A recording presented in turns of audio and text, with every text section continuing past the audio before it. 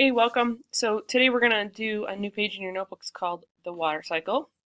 I realize that this is just review for most of you, but we do need to know about it because of our weather unit. So it's going to be very basic. We are going to watch a video, and there's going to be some questions that I want you to answer in your notebooks. So you could do it in your do now section, or you can do it right on the next page of your notes. That's whatever you would like to do. That's fine, or a separate sheet of paper. So I'm going to post the questions embedded in PlayPosit. So just write those down, and then at the end of the video, I will post the questions again for you to actually answer. So first thing though, we are going to take just a few notes here. So start a new page in your notebook titled The Water Cycle. And there's just going to be like 2-column notes.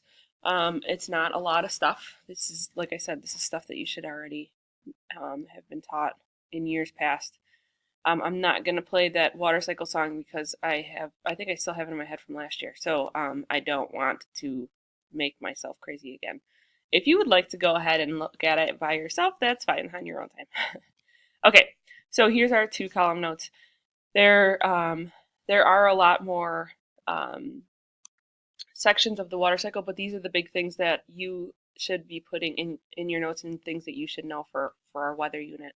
Evaporation on the left, this is when sun heats the water and causes it to evaporate. Now, it says in the ocean here, but obviously evaporation happens everywhere. Um, and the sun heats the water, you're heating the molecules, causing it to evaporate. And um, it's not just the heat that causes it. Anytime you have molecular movement, a greater amount of molecular movement, then that water can evaporate. So, I mean, you think about back, to the beginning, we're always talking about those molecules and how they move, and what we find too is that when there's a lot of wind can creates a greater amount of energy in those molecules, and that can cause evaporation as well. So if you wanted to write that in here, sun heats the water in the ocean, can also be caused by wind evaporation. So put another little tab in here. Okay, condensation is next. Water vapor cools, and then it collects as droplets. Now this happens obviously in the atmosphere as clouds. It happens on the outside of your glass. So condensation can happen everywhere. But as far as like our weather unit obviously is concerned, we're talking about clouds condensing in cloud form. And then we have precipitation as enough water condenses, droplets get heavy and fall to the ground as rain, sleet, and snow. We're going to talk about how those things are, excuse me, how those levels are measured. And we're obviously, well, not obviously, but we are going to talk about later on in the unit extreme weather, which is going to have a lot to do with this precipitation too. And then collection. Collection, water collects in ground wells and flows back to the rivers and the ocean. Now, collection, we're going to talk about this in our geology unit too because that can cause some erosion. So we'll go back to collection eventually as well. Okay. So acid rain, these another title, and you could put this underneath your 2-column notes.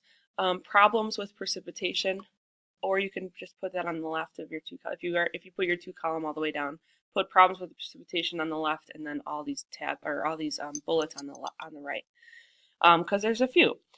We experience flooding, which causes damage to property, erosion of land, which again we are going to talk about in our geology unit a little bit more. Drought that causes loss of vegetation and all of our food, and obviously animals die out if there's no water. And then we have our acid rain. So this is sulfuric and nitric acid from burning fossil fuels. Now this can happen in plants. This can happen from cars. Excuse me. And all of this smog collects, all these particles collect into clouds with the condensed water.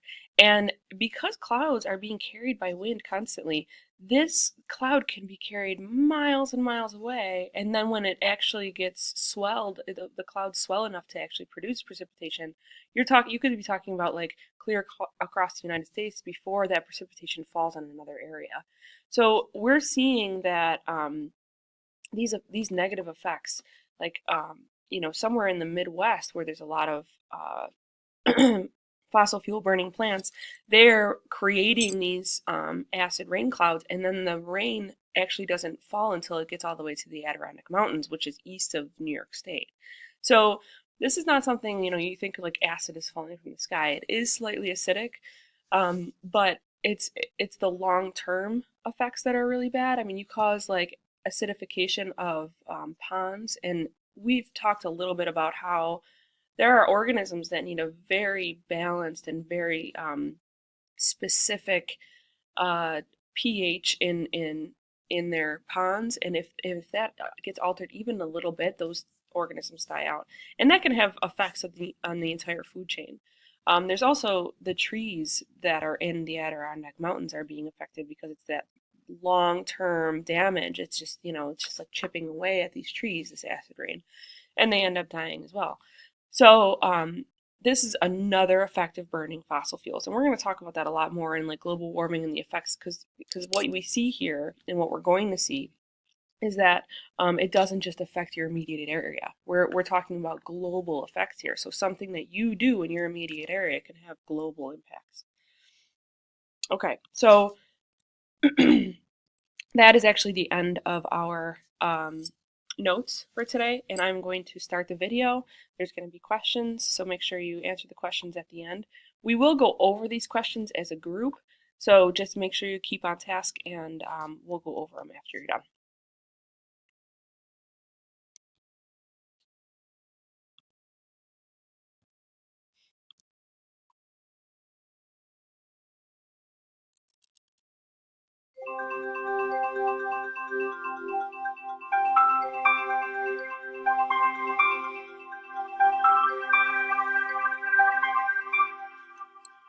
Water is the fundamental ingredient for life on Earth. Looking at our Earth from space, with its vast and deep ocean, it appears as though there is an abundance of water for our use. However, only a small portion of Earth's water is accessible for our needs. How much fresh water exists and where it is stored affects us all.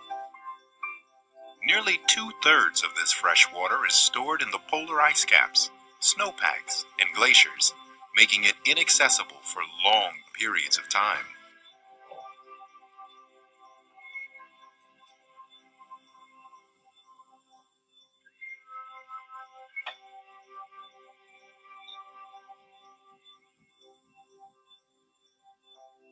The water cycle is dynamic. It describes the continuous movement of water on, above, and below the surface of the Earth, and the transitions from one state to another.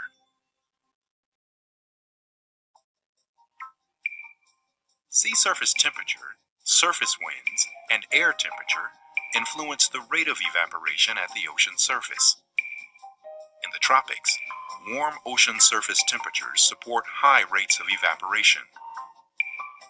Wind also increases evaporation. When the air's temperature is warmer, it can hold more water.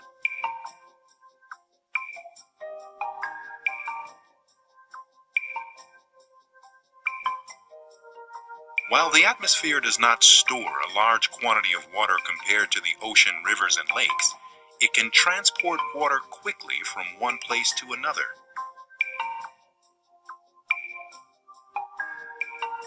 Low-lying regions of the atmosphere with high moisture and strong winds can form atmospheric rivers to transport water horizontally. Clouds are formed as water vapor cools and condenses into droplets and ice crystals. Clouds and water vapor act as insulators in the atmosphere. Clouds help shield the Earth from the sun and trap heat from below.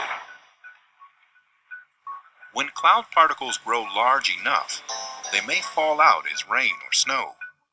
Under the right conditions, areas of precipitation can grow into large storms.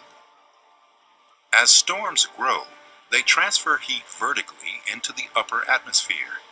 The migration of storms helps to distribute heat between the equator and poles, shaping wind patterns globally. How storms grow and intensify depends on atmospheric moisture, surface temperatures, and wind patterns.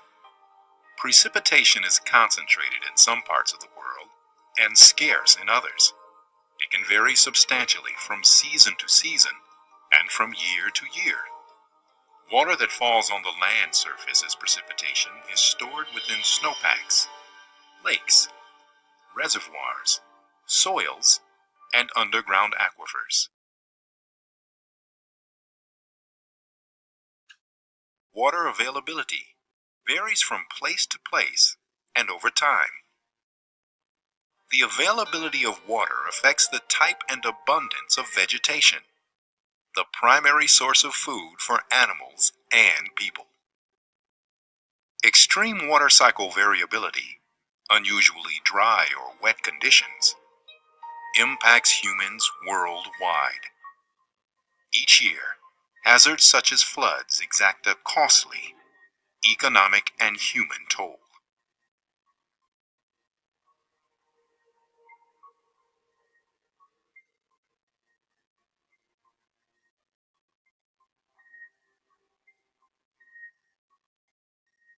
Most of the water that falls onto land remains stored there for weeks or more.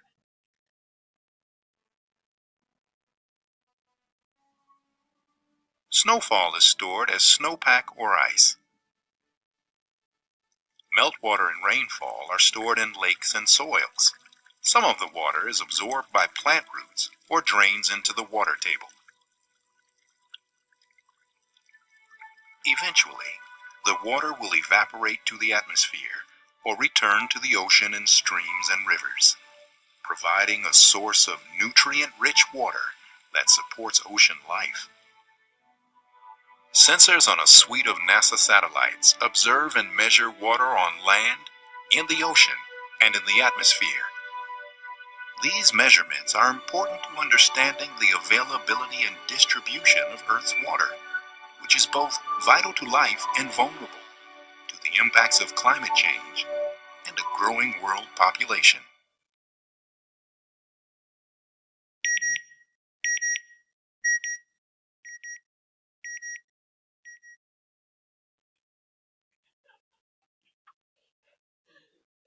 All right, thank you. That should be pretty. And I think that here, hold on,